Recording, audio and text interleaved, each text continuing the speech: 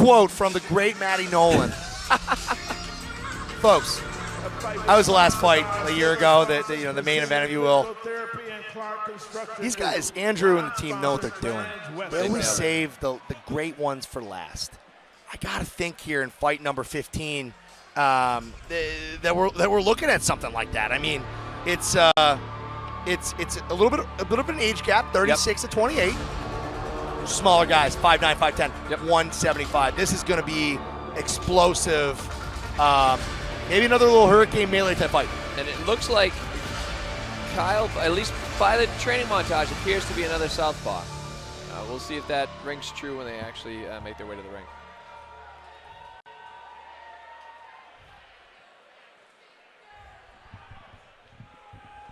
Now entering the ring, fighting out the red corner. He weighed in at 175 pounds. Fighting out of the Urban Boxing DC, trained by former UFC star Mike the Hawk Easton. Mike Easton.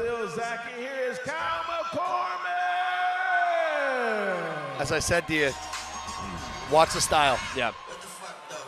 Love the song. Yes. Come on, give it to me. Yes, let's go.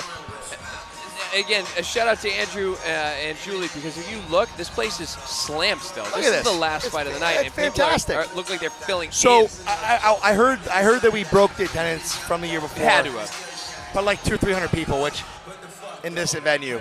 You feel it. I wish I could take the camera and pan it and show everybody. It's so crazy. I mean, it is packed here. I would say that we're probably about 75, 80% full still. I think that's pretty accurate. And that's after, as we were laughing about, it was Lauren and Amanda's fight. That was like I could hear them in the. It's the only fight of the night that I could hear them in my headphones. There was points that you clipped where I actually couldn't hear you because they were so loud. Which is what you want. And even that was like 6 fights or 4 fights ago, 5 fights ago. I mean, it's just impressive. Yeah. I like what we got. I like the hand that we're dealt here going into the last fight. Fighting out the blue corner, he weighed in at 179 pounds. Fighting out of Urban Boxing, Navy Yard, trained by Arturo Reyes. Please welcome Linus Matiukas.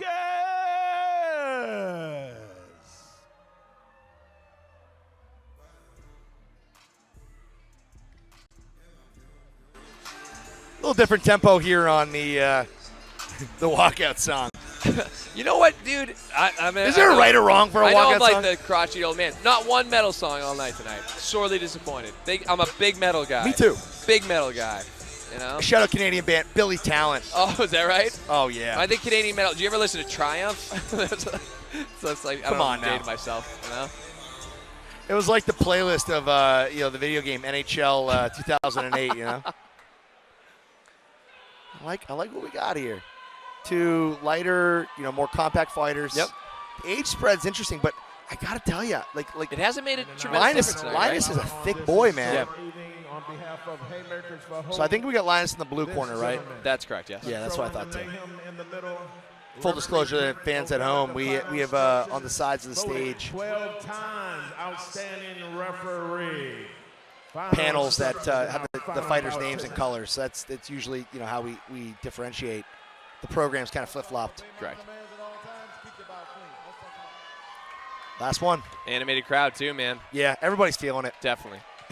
Look, these guys know how to throw a party or what?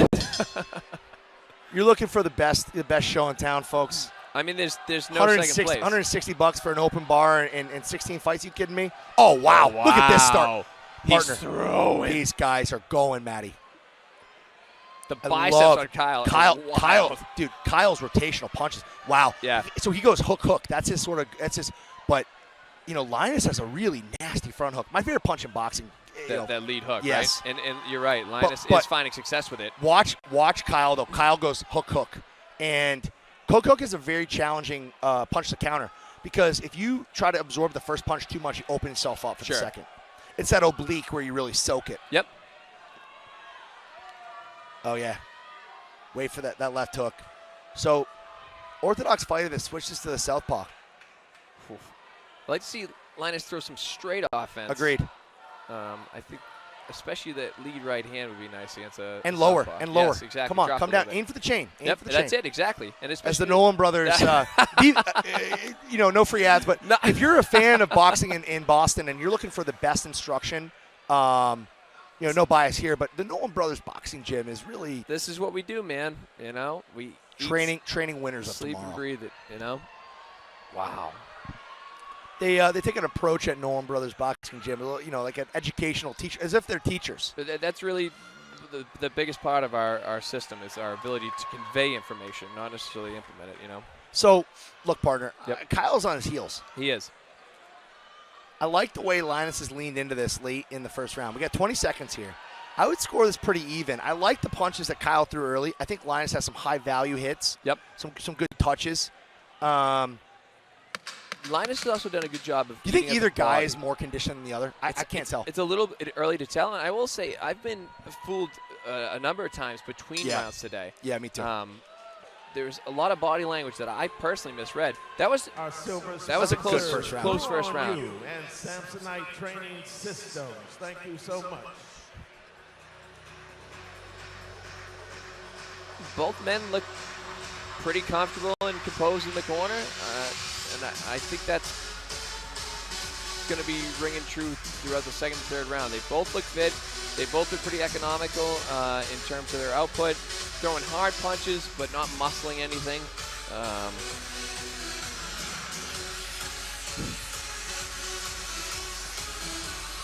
I just want to take the time here while we have a second to say thank you to everybody who bought a live stream. It's like purchasing a ticket. It's a donation, and you're participating from afar. It takes more effort than actually even coming here, in my opinion. Thank you guys for supporting this amazing organization. I hope you really enjoyed it, and frankly, tell your friends about it. Haymakers for Hope is in many cities in the United States, and it's growing. And if you're on the fence about doing it, or have a friend that might be thinking about it, take a jump, do it, give it a chance. I'm telling you, it's worth it. What a flurry of punches from Linus! Oh, this is a great bout. This is a great bout.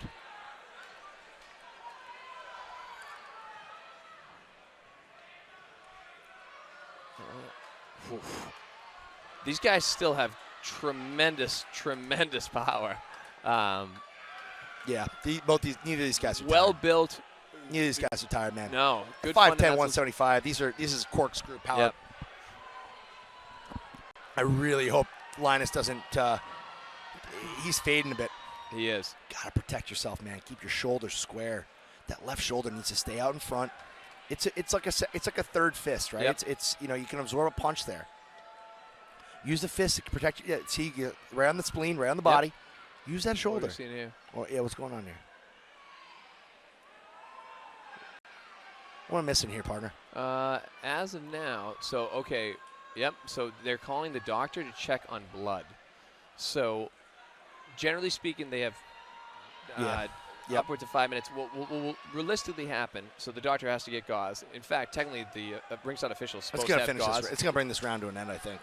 We'll see. So technically, if they stop for the doctor, regardless of what the clock says on the scoreboard there, it won't take away time to the actual bout. It's different than an 8 count. Got it. If the doctor identifies that there's no trauma, such as like a broken nose, he'll allow the fight to continue, which is exactly what he is doing here. It's important to note that during stoppage and action like that, each corner is not allowed to get any instruction from their cornerman. 30 seconds here. How do you come out of that, right? Does it lull you to sleep? Linus is really bringing it. From my perspective, when I'm coaching bouts, I always add a sense of urgency. Yeah, you have to. It's hard to know. I'm not as familiar with the referees in this area, but I know in New England, it's generally speaking, I honestly believe we have the best LBC in the nation. I love our but there's one official in particular that calls bouts as a result of blood. Now, again, if there's a broken nose, broken orbital, any actual damage, or it's masking the vision, I understand it. But if it's just blood, well, it's the fight game. So it looks like they're a little bit more liberal here, which is what I'm hoping. But with that being said, I would tell my fighter, just from an aesthetic standpoint too, if they stop the action for blood, it means that you are taking damage, and it doesn't necessarily look great. Yeah. The official is once again checking the blood.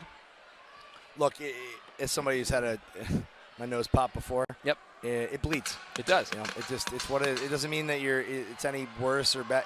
It's just part of the body that, you know, you're going to leak a bit. There are, so obviously you can, you know, use Vaseline and technically you use 1/1000 parts adrenaline. But here's the trick I use.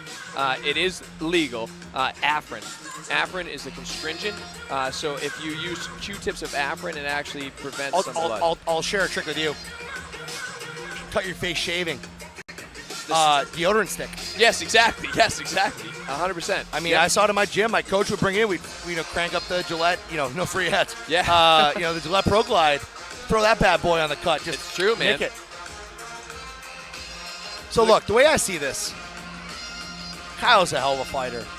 Linus is landing some great punches. I wonder if the advantage is Linus, because the blood and the stoppage. I think that you could win this fight just winning this round. I totally agree. This is going to be decided in the last 2 minutes. Yeah, I like.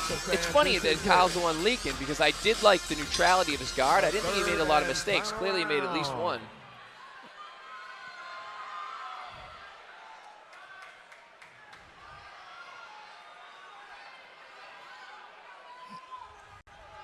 As wonderful as Kyle's hips are and as hard as punches are, I think he needs to put some stuff down the pipe at this point. Oh, as I say, he throws a loopy right hand and catches Linus on the way out. Totally. I'll tell you, a bunch of these fights, I don't envy the officials. These are tough bouts to score. I mean, they are so competitive.